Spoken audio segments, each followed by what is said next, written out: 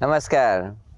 Il y a une question qu'on me pose souvent et je la trouve très légitime, c'est comment savoir si on est sur le bon chemin ou non. C'est une très bonne question et c'est une question dont il n'est pas très facile de répondre.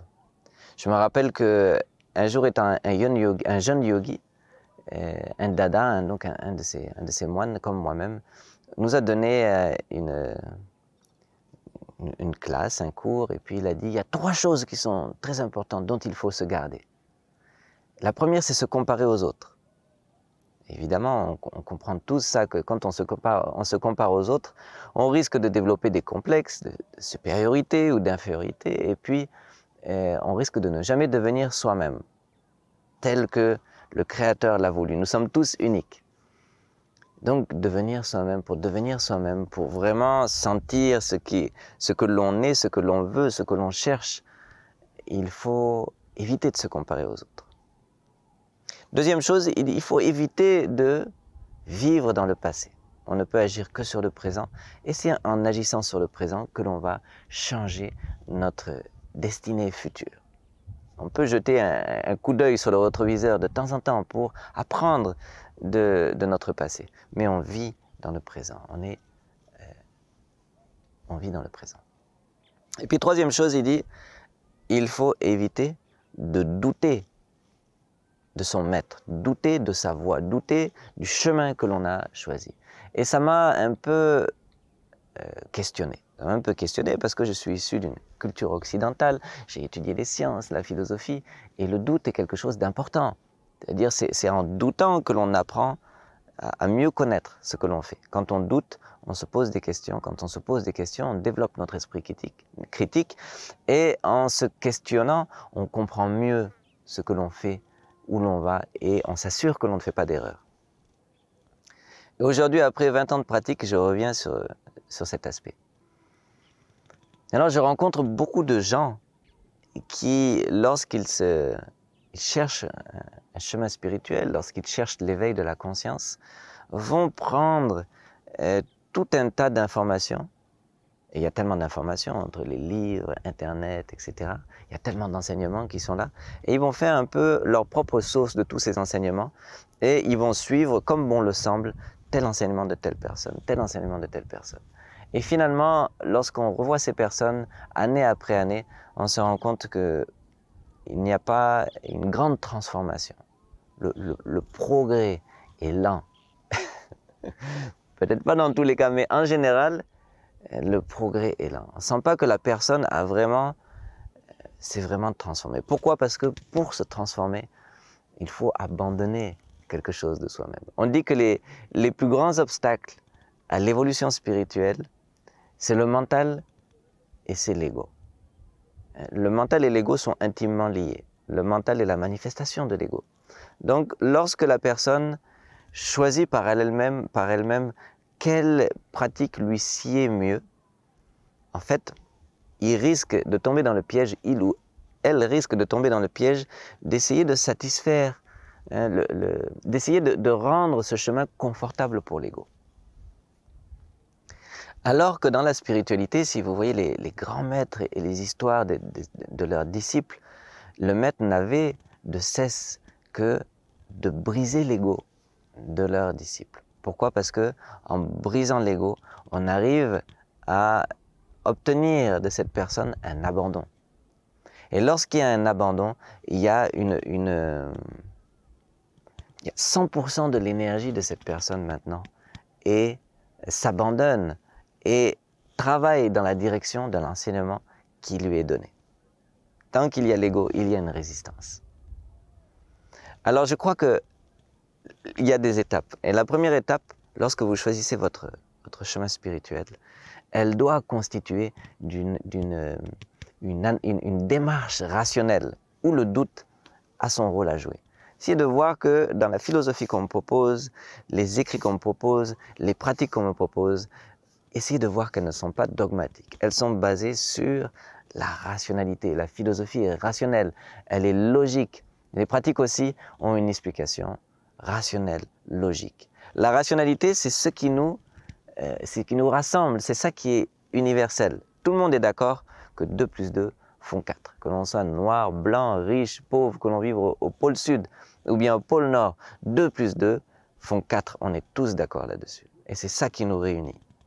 Et c'est ça qui fait qu'on peut s'accorder sur la véracité de tel ou tel concept. Donc la première approche doit être celle de la rationalité. Et la rationalité doit toujours être à la base de ce que l'on fait, pour s'assurer que ce que je fais est logique et a un caractère universel. Tout le monde peut y adhérer. Pourquoi? Parce qu'on peut comprendre comment on va de A à B. Et ça, c'est très important. Première analyse doit être une analyse rationnelle. Et deuxième analyse maintenant, elle doit être... la personne doit s'assurer que celui qui défend son chemin ou sa philosophie, son enseignement, est lui-même un être réalisé. On les appelle Kaola ou Mahakaola en sanskrit. Ces êtres qui sont capables. Kaola, ça vient de Kundalini. Kundalini, c'est cette énergie potentielle. Un jour, je donnerai un cours sur ça, Kula Kundalini. C'est une énergie potentielle spirituelle qui demeure en nous. Et lors de la pratique spirituelle, cette énergie potentielle s'éveille. Et lorsqu'elle arrive à son point culminant, on peut dire qu'une personne est réalisée. Il y a un éveil de cette Kundalini et il y a un épanouissement, une ascension de cette Kundalini qui fait que un jour, la personne devient illuminée, devient réalisée, atteint le nirvana par sa pratique, par une pratique ardue. Et donc cette personne réalisée, elle est digne d'être appelée un maître parce qu'elle sait, elle connaît le but. Donc elle peut donc enseigner les tenants et les aboutissants du chemin qui mènent au but parce qu'elle connaît le but. Maintenant, il y a deux types de maîtres. Il y a des maîtres donc, qui sont des Kaola, qui ont réussi à éveiller leur Kundalini et qui sont des êtres réalisés. Et il y a des êtres qui sont des Mahakaola. Et Mahakaola, Maha veut dire grand, ça veut dire non seulement ils sont capables de faire s'éveiller leur propre Kundalini, mais ils sont capables d'éveiller la Kundalini des autres aussi. On appelle ça Guru Shakti. Le Guru vient, il impose, ou il transmet une énergie qui fait que son propre potentiel spirituel s'éveille. Donc au contact de cette personne, notre Kundalini s'éveille et la personne passe par des différents types d'états de conscience dont il ne peut douter parce que c'est des expériences extraordinaires. Donc la première approche, elle est rationnelle. Et la deuxième, elle est de s'assurer que la personne qui est devant nous est effectivement une personne réalisée. Et ce n'est pas par ses discours qu'on va savoir que la personne est réalisée, c'est par son comportement, par sa vibration, par ce qu'il émane. Et surtout, ce qui est considéré par dans les tantriques, dans le tantra comme le seul maître, c'est que cette personne est capable d'éveiller votre énergie spirituelle latente, votre Kula Kundalini. Un jour, il avait été demandé à un grand yogi qui s'appelait Yudhishthira, qui est le plus grand frère des 5 Pandavas, ceux qui connaissent l'histoire indienne.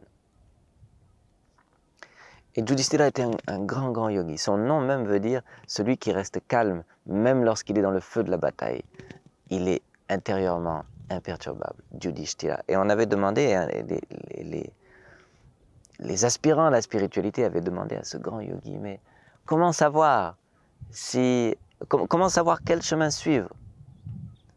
Et Yudhishthira a répondu, il y a tellement de chemins, il y a tellement de philosophies, il y a tellement de divergences dans ces philosophies, dans ces chemins, dans ces codes sociaux.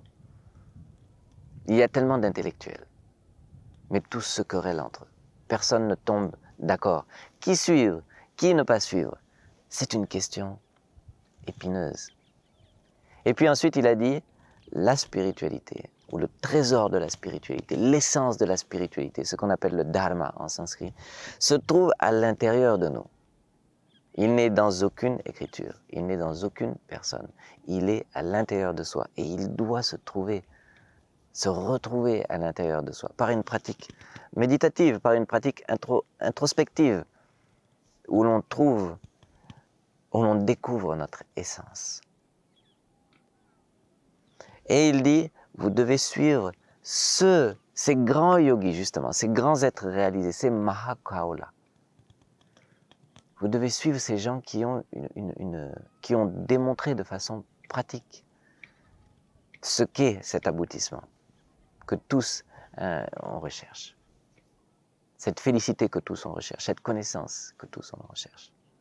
Et c'est ces grands hommes que l'on doit suivre. Et ce n'est pas leur discours que l'on va suivre, ce n'est pas les philosophies que l'on va suivre, c'est la démarche pratique.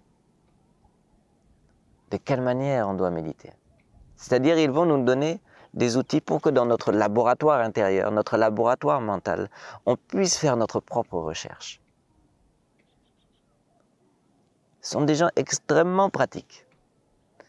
Et ce qu'on va chercher d'eux, ce sont des outils extrêmement pratiques. Ce ne sont pas des grandes philosophies. La philosophie est là pour comprendre, se rassurer qu'on est sur une démarche logique. On n'est pas en train de suivre un dogma. On n'est pas en train de suivre quelque chose de ritualistique qui n'a pas de sens. On est en train de suivre quelque chose qui est une démarche logique. Et on a besoin d'outils pratiques pour méditer, pour nous-mêmes travailler dans notre laboratoire mental, descendre au plus profond de ce que l'on est et découvrir notre essence, découvrir le cœur de notre identité. Qui suis-je? Découvrir la crème de la crème de notre esprit, qui est la conscience. Rendre l'esprit tellement subtil, tellement pur qu'on puisse goûter à cette conscience. Nous-mêmes, personne ne peut le faire pour nous. Donc, lorsque vous avez eu cette démarche rationnelle et que vous avez identifié le chemin, que vous avez identifié l'enseignant, il faut pratiquer. Vous ne pourrez pas savoir si ce chemin est exactement le chemin qui peut vous mener au but tant que vous n'avez pas pratiqué. C'est-à-dire se mettre, cette voie vous a donné certains outils et il faut pratiquer, pratiquer, pratiquer et pratiquer parce que ce n'est pas du tout une petite chose que de découvrir qui l'on est, découvrir notre essence, découvrir cette conscience en nous. C'est l'apothéose d'une vie humaine. C'est la destinée finale de toutes les vies humaines, d'arriver à découvrir que notre essence divine. Et pour pouvoir le découvrir, il faut pratiquer, pratiquer, pratiquer. Donc on ne peut pas chercher juste avec nos antennes intellectuelles et essayer de voir de loin.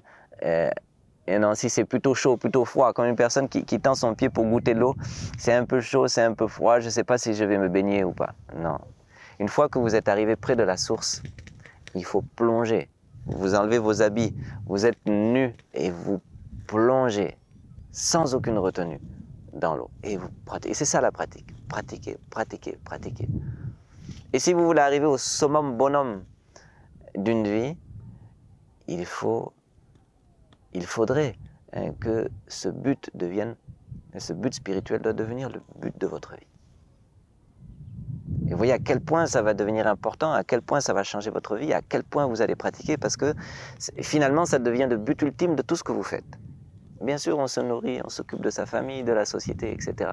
Mais personnellement, dans le cœur de votre cœur, vous savez que votre but, il est spirituel, il est intérieur, et il ne peut s'atteindre que par une pratique zélée de l'enseignement qu'on vous a prodigué. Donc, par exemple, dans notre chemin, on a quelque chose qu'on appelle les 16 points. Et les 16 points, et j'en ai parlé dans des vidéos précédentes, ce sont 16 règles, 16 règles de pratique que l'aspirant spirituel devrait faire s'il suit ce chemin pour arriver à goûter ce dont il s'agit. Donc si sur les 16 points, vous suivez 1 point, 2 points, 3 points, mais comment est-ce que vous allez goûter, comment est-ce que vous allez savoir de quoi il en est, de quoi recèle ce chemin? C'est pas une petite chose que l'on s'est donné. On s'est donné pour objectif de devenir un avec la conscience suprême, de devenir un avec le divin, de s'identifier, d'arriver à s'identifier totalement avec notre essence, avec notre âme. n'est pas une petite chose. Il ne peut pas y avoir une ambition plus grande que celle-ci. Donc comment est-ce qu'on pourrait y arriver, ou comment est-ce qu'on peut y goûter juste en essayant d'effleurer du bout du pied pour voir si l'eau est chaude ou plutôt froide? Non, il faut un plongeon total. C'est ça qu'on appelle l'abandon. Donc il y a un certain point où la seule manière de progresser, la seule manière de vraiment goûter ce qu'il y a au fond de votre parcours, c'est en se jetant. L'abandon, on parle toujours de l'abandon. Quand on chante Babanam Kevalam, on lève les bras et on chante fort, on chante avec tout notre cœur, sans seconde pensée, sans doute. S'il y a de doute, il ne pourra pas y avoir de pratique. Il faut que 100% du cœur soit engagé dans cette pratique. D'accord, donc j'ai donné quelques pensées à chaud qui me viennent. Et dites-moi ce que vous en pensez. Ça peut être une première vidéo qui peut nous entraîner sur d'autres discussions. Je pense que c'est un sujet très intéressant. Dites-moi ce que vous en pensez. Faites des commentaires et on continue la discussion très bientôt. Merci beaucoup. Namaskar.